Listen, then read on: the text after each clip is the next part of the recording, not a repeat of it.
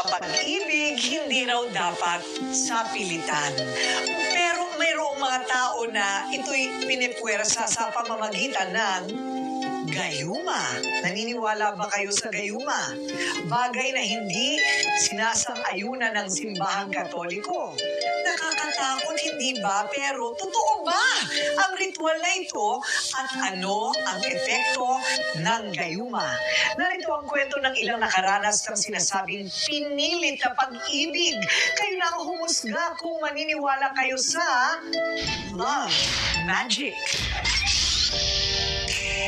Member ba kayo ng Broken Hearts Club? O di kaya'y no boyfriend since birth? Hindi swerte sa pag-ibig kaya palaging status single. Kaya ang takbuhan ng mga desperado para mahalin ang kanilang gawan ay gayuma. Pero ang tanong, totoo ba ang gayuma? Ang 31 years old na si Bianca, hindi niya tunay na pangalan. Walang spark at cloud9 na naranasan. Dahil simulat sa pool, hindi niya nakukuha ang lalaking gusto niya. Madalas tuloy na uuwi siya sa pagiging miyembro ng SMV o samahang malamig ang Valentine's. In short, walang jowa. Pero hindi na ngayon. Dahil ang kanyang status biglang naging in a relationship na. Salamat daw sa gayuma. Aminado si Bianca, hindi daw siya ganon kaganda. Pero nasa kanya naman daw ang lahat ng pwedeng hanapin ng isang lalaki. Girlfriend material daw kasi siya. May mangilan-ngilan na rin siyang nakarelasyon, yun nga lang, malas. Kung hindi daw siya niloloko, abay lagi naman siyang iniiwan. Dumating pa nga sa puntong suko na siya sa pagmamahal. Minsan maiisip ko yan na parang bakit do I deserve this? Iniiwan ako kahit wala akong ginagawa. Sobrang minamahal ko sila 100%. Tapos iiwan ako, tapos iiyak ako, maghahabol ako. Tapos parang dumating pa sa time na ayoko na magmahal, ayoko na. Ano Mars? Ako maganda naman dyan. Hinahanap ko lang ang ibibigay ko sa'yo. Nandito naman pala. Sige, pupunta na ako dyan. Okay, bye!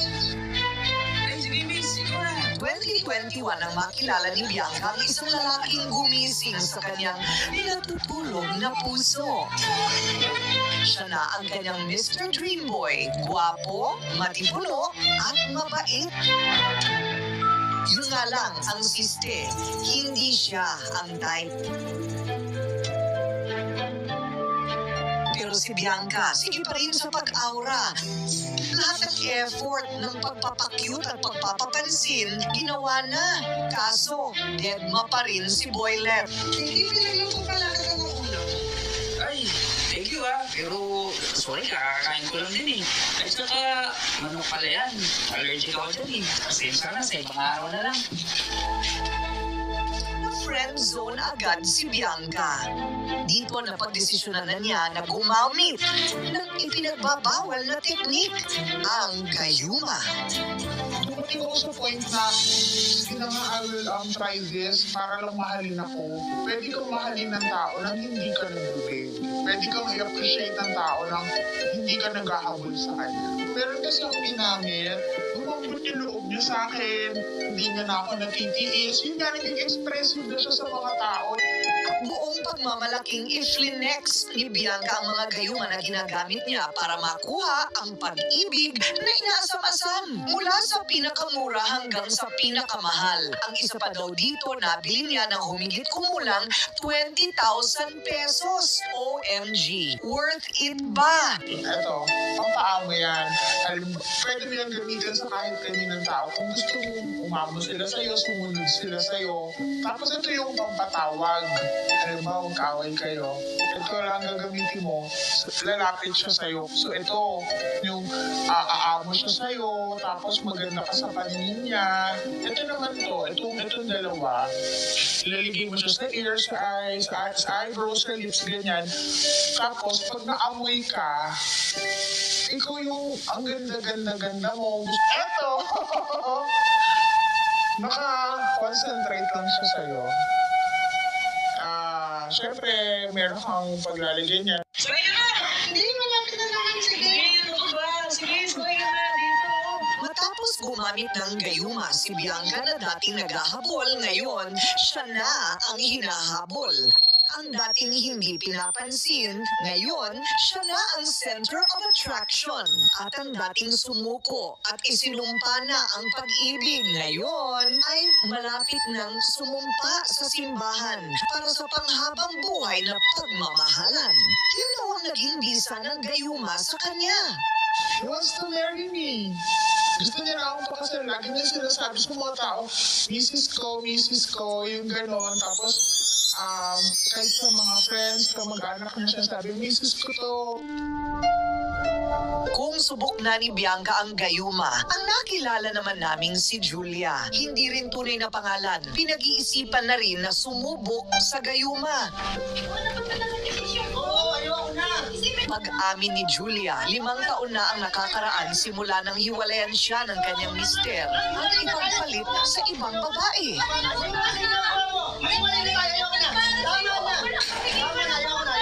Ni sa panaginip, hindi raw naisip noon ni Julia na ang pag-ibig na naging pundasyon sa pagbuo nila ng pamilya ang siya ring wawasak dito. Sobrang sakit, syempre. Dumating sa point na, magkakamatay na. Kinausap ko naman yung husband ko kung totoo. Inamin niya naman po. Nagmakaawa ko sa kanya na ituwid, maging kami ulit, alang-alang sa mga bata nga po kasi mga maliliit pa naman. Yun po yung pinili niyang buhay. Siya yung nagsabi na pasensya na kasi ganito na, eto na yung naging desisyon niya. Nangyari, gusto pa rin ni Julia na makahanap ulit ng bagong pag-ibig. May takot lang siya na baka wala nang magkagusto sa kanya lalo pat may edad na rin siya at may 3 ng anak. Pero para sa kanyang the one, handa raw siyang muling sumugal gamit ang kahit anong klaseng gayuma. Siguro sa part ko, kasi 3 na yung anak ko, sino ba yung taong, halimbawa binata, sino ba yung gusto ng binata na may mga anak na, di ba? Siyempre yung kapag ka binata, hanapin niya rin yung dalaga, ganyan-ganyan. Siguro makikipagsapalaran na din po sa gayuma para maramdaman din po kung paano mahalin ulit. Bukod sa Poong Nazareno, dinadayo talaga ng mga tao dito sa Quiapo ang itinitindang mga pinaniniwalaang gayuma na magpapabuti o magpapaigi ng relasyon sa pagitan ng 2 tao. Ano ba tawag dito, Nay? Ano po yan yung ugat po yan ng tawag na kaway na kahoy. Okay, ugat ng kaway na kahoy. So itong ganitong mga nakabote, 100 piso ang isa. Ito ang pinaniniwala ang nakakagayuma. Opo. So kung gusto kong umutang sa'yo, utangan kita, di ba? Ikakaway ko sa'yo yan. Opo. Ganon. Kung gusto kong magkagusto ka sa isang lalaki, Kakawayan niyo. ganun lang na hindi niya nalalaman. Ayun, kaya ang tawag dito ay kaway-kaway. Ayon sa cultural anthropologist na si Professor Nestor Castro, samut-sari na raw ang mga kwento tungkol sa gayuma, hindi lang daw dito sa Pilipinas kundi sa buong mundo. Yung gayuma, ito ay isang bagay na kadalasan ipinapainom sa isang tao para ikaw ay magkagusto doon sa taong naggagayuma sa'yo. Sa Ingles, ito ay love potion. So, may mga naniniwala dito pero meron ding mga hindi.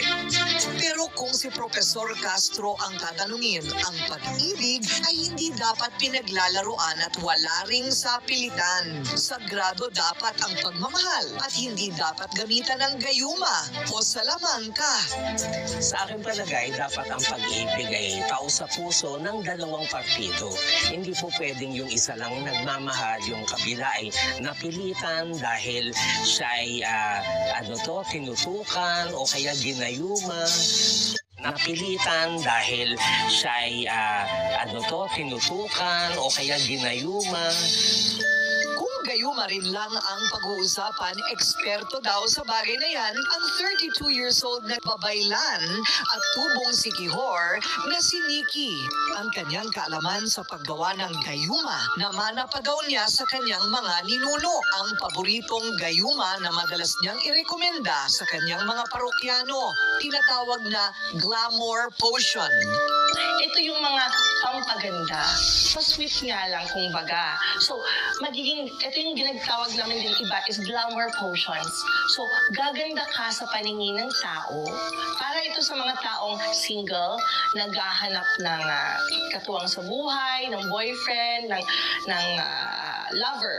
So, pag in-apply mo to sa katawan mo, sa mukha mo, yung aura mo, patitingkarin niya.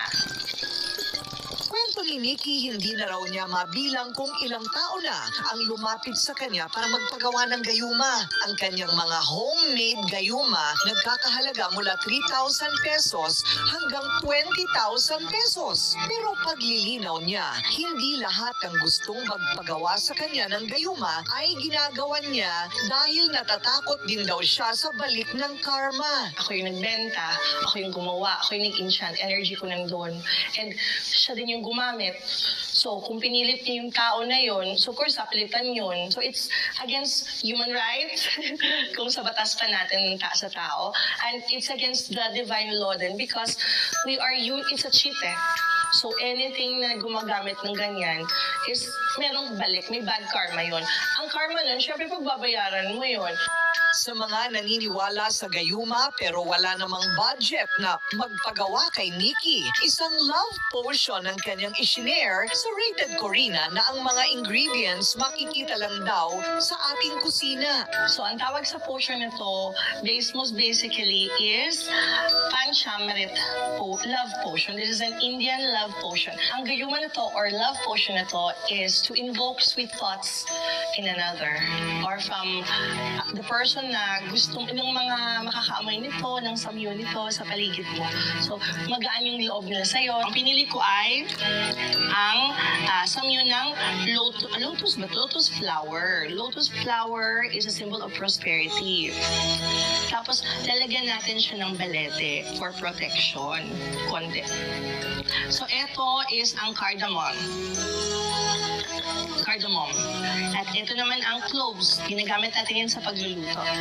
Pang-apat naman ito is the cinnamon powder. This is for money. Para pwede din natin siyang gamitin maka-attract sa negosyo. And of course, the last ingredient and the most special and very common. Para maka-invoke tayo ng sweet into another. Siyempre, sympathetic magic tayo. Sa manifestation techniques and sa potions sa pagluluto, ang ginagamit namin is, ang law dyan is like attract likes. So, gumagamit tayo ng honey. Diba? Para sweet. Kasi sweet eh. Mamagayuma. Paglilinaw ni Nikki, mas mabisa pa rin daw ang tunay at wagas na pagmamahalan dahil hindi tulad ng gayuma, ang true love walang expiration. Nagbabala naman si Father Jojo Cerudo. Ang gayuma daw ay isang sumpa na gawa ng mga kampo ng kadiliman. Naniniwala ang simbahang Katolika sa gayuma pero tutol sila sa paggamit nito. Ito ay isang sumpa na humihiram ng kapangyarihan mula sa kampo ng kadiliman, mula sa demonyo. So, hindi natin pwedeng sabihin na hindi totoo ang gayuma. Dahil ito'y totoo. Yun nga lamang, ang lahat ng bagay na sumusupil sa kalayaan ng kalooban ng isang tao, ito na ay nagiging masama. Therefore, hindi siya nanggagaling sa Diyos. Totoo man o hindi ang bisa ng gayuma, maniwala man tayo o hindi, ang mahalaga ay ang respeto sa damdamin. Bawat isa sa atin may nakalaang tamang pag-ibig at tamang tao na mamahalin. Huwag nating iaasa sa love magic ang ating kaligayahan. Dahil sa huli, mas makapangyarihan pa rin ang magic of love na bigay ng langit. Iba ang kilig sa pag-ibig na hindi pilit.